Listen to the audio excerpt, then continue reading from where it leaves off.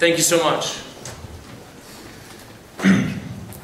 Many of you brought up claims that this will not give the government enough power, that the government has an obligation to protect us from explicit material, from scams, from terrorism. But let me make one thing very clear. The internet is merely the forum for the free flow of information.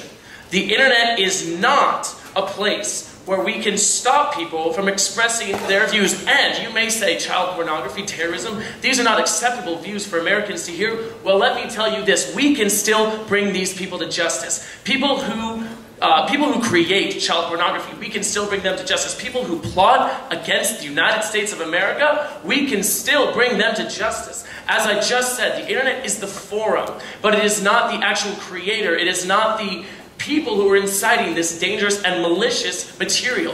We can bring those people to and indict them for what they have done against our country. Second, I'd like to bring something else up.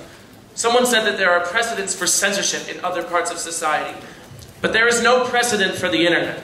The internet is a modern global platform for which we must be able to express any ideas, and we cannot use outdated ideas of censorship and apply them to the internet. Another point that was brought up, ISPs, companies, are going to be able to restrict Americans.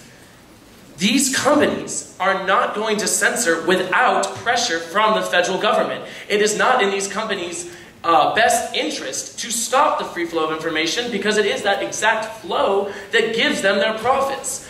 That type of censorship has only come from pressure from the government.